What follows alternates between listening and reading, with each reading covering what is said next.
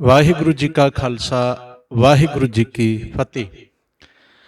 गुरु रूप गुरु प्यारी साध संगत जियो, आज हम वैसाखी के संबंध में हिंदी में विचार करेंगे, क्योंकि बहुत सारी गुरु नानक नाम लेवा संगत जो पूरे भारत में हिंदी समझती है और गुरु नानक जी को, गुरु जी की वाणी को, 10 गुरु साहबान जी को बड़ी भावना से मानती है और याद करती है।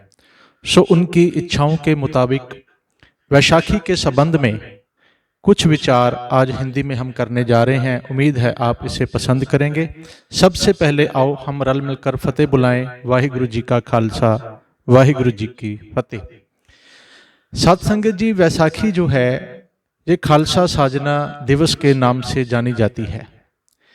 वैसाखी तो पहले भी थी, लेकिन दसम पातशाह गुरु गोबिंद सिंह साहब जी ने इस दिन भाव 1 वैसाख को, जिस दिन वैसाख का देसी महीना आरंभ होता है, उस दिन गुरु गोबिंद सिंह महाराज 10वें सतगुरु जी ने इस दिन हिंदुस्तान से खालसा कौम की साजना की और वैसाखी को अमर कर दिया।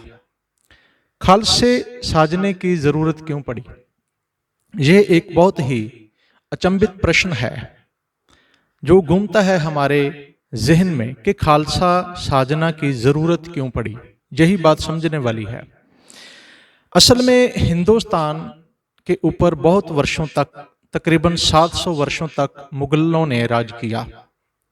उससे पहले भी बहुत सारे लोग बाहर से, विदेशों से आए, हमलावर होकर आए और हिंदुस्तान को लूटते रहे।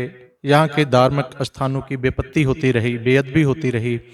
बहुत सारे हिंदू धर्म के जो मंदिर थे उनको तोड़ा गया, मूर्तियों को तोड़ा गया, पायदान बनाए गए, लूटा गया, सोना लूट लिया गया। क्योंकि हिंदुस्तान को एक समय हम सोने की चिड़िया के नाम से भी जानते थे, क्योंकि इसमें बहुत सोना था। इतना सोना था, हमारे मंदिर, मूर्तियां, इवन मंदिरों के दरवाजे भी सोने के थे। बहुत सारा सोना था। तो दुश्मनों की नीयत खराब हुई। वो पहले व्यापार के नाम से आते रहे और यहाँ पर आकर काबिज होते रहे और हिंदुस्तान को धीरे धीरे गुलाम बना लिया।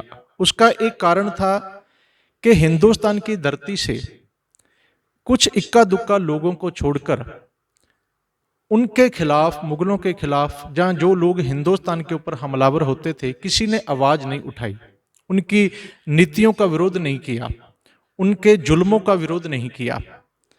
हमारे देश के ही बहुत सारे लोग जो अलग अलग खित्तों के, सल्तनतों के, अलग अलग इलाकों के राजा थे, सरदार थे, या उनके मालिक थे, वह भी मुगलिया सल्तनत के साथ समझौते करते रहे और धीरे धीरे हिंदुस्तान गुलाम हो गया। 1469 ईस्वी को गुरु नानक देव जी का प्रकाश हुआ और सतगुरु जी ने पहली बार मुगलिया सल्तनत के खिलाफ आवाज बुलंद की। जैसी में आवे खसम की बाणी, तैसड़ा करी ज्ञान वे लालो, पाप की जंज लै काबलों तहाया, जोरी मंगे दान वे लालो, शर्म धर्म दोए छप खलोए, कूड़ फिरा प्रधान वे लालो, काजियां ब्राह्मणा की गल थक्की, अगद पड़े शैतान वे लालो। महाराज कहते हैं कि हे बाबर, तेरे आने से हिंदुस्तान का शर्म धर्म लुक गया है, छिप गया है, मिट गया है। तुम पाप की जंज लेकर आए हो और हिंदुस्तान को लूटने लगे हो। ये पहली आवाज थी जो हिंदुस्तान की धरती से किसी ने, हिंदुस्तान के सपूत ने उठाई, उस मुगलों के खिलाफ, बल्कि जालिमों को खिलाफ। जो भी जालिम बनकर आया उसके खिलाफ आवाज उठाने वाला ही मर्द कहलाता है। ये आवाज प्रचंड होती गई, बुलंद होती गई।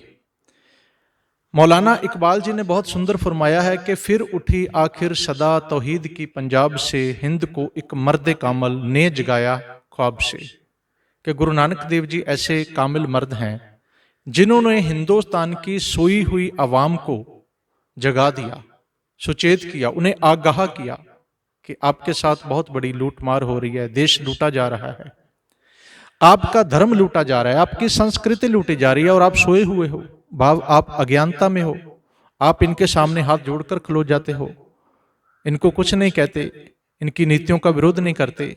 नतीजा पूरे हिंदुस्तान को भुगतना पड़ा। खैर, गुरु नानक देव जी से सिख धर्म की आरंभता हुई 10 गुरु साहिबान जी ने अपने अपने समय में बहुत सुंदर उपदेश हिंदुस्तान के लोगों को दिए। एक धर्म चलाया, हमें जात पात मजहब से बाहर निकाला, हमें छूत छात वहम परम पाखंड से बाहर निकाला और एक निशान, एक झंडे के थल्ले एकत्र किया, एक प्लेटफॉर्म पर एकत्र किया। वो थे गुरु गोबिंद सिंह साहब महाराज। दसम पातशाह ने देखा कि हिंदुस्तान को अब जरूरत है एक होने की। हमारी जो छोटी छोटी शक्तियां थी ना, अलग अलग खित्तों में, जातों में, पातों में बंटी हुई थी, महाराज ने उनको एक जगह एकत्र किया। पहाड़ी राजाओं से भी आग्रह किया कि आप भी अमृतपान करें, ताकि हम सब मिलकर हिंदुस्तान के दुश्मनों के साथ मिलकर लड़ाई लड़े। पहाड़ी राजाओं ने तो मना कर दिया, लेकिन हिंदुस्तान के बहुत सारे लोग, खास तौर पर वह लोग जो नीची जाति के माने गए थे, श्रेणियों में बंटे हुए थे, उन्होंने गुरु गोबिंद सिंह महाराज जी के प्रस्ताव को स्वीकार किया, उनकी हुक्म को माना और वह खालसा साजना दिवस वाले दिन, वैसाखी के दिन आनंदपुर साहिब की धरती पर एकत्र हुए और उन्होंने गुरु गोबिंद सिंह महाराज जी के कर कमलों से, उनके शुभ हाथों से अमृतपान किया और सारे ही लोग अमृतपान करने वाले सिख कहलाए, खालसा कहलाए। एक समय हालत थे हिंदुस्तान के कि वो लोग आकर बोलते थे, गुरु गोबिंद सिंह महाराज हमें जालिम लूटते हैं, हमारा धन दौलत लूट लेते हैं, हमारी बेपत्ती करते हैं। महाराज ने बोला था, आप शस्त्र क्यों नहीं रखते, आप उनसे मुकाबला क्यों नहीं करते, आप उनको जवाब क्यों नहीं देते। साध संगत सोचने वाली बात है, हालात ऐसे बद से बदतर हो गए थे कि यहाँ के लोग ये बात बोलते थे कि सतगुरु जी, काम हमारा तोलन तकड़ी, नंगी कर्द कभी नहीं पकड़ी, चिड़ी उड़े तो डर से मर जाएं, मुगलों से कैसे लड़ पाएं। भाव हम इतने कमजोर हैं, इतने लाचार हैं, इतने छोटे हैं, ये सल्तनत बहुत बड़ी है, बहुत विशाल है, हम इनसे मुकाबला कैसे करें। सोच के देखो, वही लोग जो कहते थे मुगलों से कैसे लड़ पाए, उन्हीं लोगों से, उन्हीं लोगों में से गुरु गोबिंद सिंह साहब महाराज जी ने खालसा साजा है, खालसे की स्थापना की। उन्हीं बंटे हुए लोगों से जो आपस में छोटे छोटी श्रेणियों में बढ़ चुके थे, छोटी छोटी बातों पे लड़ते झगड़ते थे, वही लोग आज मुगलिया सल्तनत से हाथों में तलवार लेकर, बाला लेकर, नेजा लेकर जूझने लग गए। जंग के मैदान के बहुत बड़े बड़े जर्नैल बने। भाई बचत्तर सिंह वर्गे छोटे से कद के 5-5.25 फुट का कद का इंसान, सोचो, एक मस्त हाथी से टकराने लग गया। शहीदों की बड़ी लंबी कतार शुरू हो गई। धर्म के नाम पर शीश कुर्बान करना, सतगुर आज्ञा शीश भेंट देओ जे सतगुर साचे भावै, सिखों की परंपरा बन गई। जो तो प्रेम खेलन का चाओ, सिर तर तली गली मेरी आओ, ये परंपरा को सिखों ने अपना लिया। और हर वह प्राणी जो अलग पहले कुछ था, अमृतपान भाव खंडे बाटे की पाहुल शक्कर, वो गुरु गोबिंद सिंह महाराज जी का खालसा बन गया। और खालसा शब्द का अर्थ होता है जो परमेश्वर के साथ जुड़ा हुआ है, जिसके बीच का विचौलिया कोई नहीं है।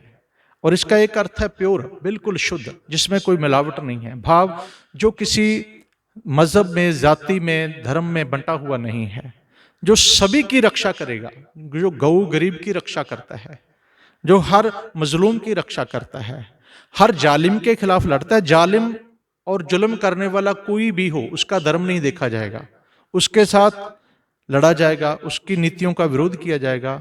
और जिसके ऊपर जुल्म हो रहा है, वो कोई गरीब, गऊ गरीब किसी धर्म जाति का हो, उसकी रक्षा की जाएगी। यही खालसे का जो गुरु साहब जी ने नेतृत्व किया, यही खालसे का मनोरथ भी रहा। आज पूरा देश सिखों पर, खालसे पर मान करता है, गर्व करता है। गुरु गोबिंद सिंह साहब महाराज ने खालसे की स्थापना की, 5 ककार दिए, 5 वाणियां दी, 5 तख्त प्रकट हुए, ताकि हम सच्चाई के साथ जुड़कर 5 विकारों पर काबू पाकर अपनी आत्मा की बुराइयों पर भी जीत करें, हासिल करें और हमें अपनी जीवन मंजिल मिल जाए, हम अपना जीवन सफल कर सकें। इतनी ही बेनती है। आप जरूर इसे श्रवण करिए और संगत को भी सुनाइए, ताकि हमारा जीवन गुरु की सेवा करते हुए सफल हो। सभी का धन्यवाद। भूल चूक की क्षमा। वाहिगुरु जी का खालसा, वाहिगुरु जी की फतेह।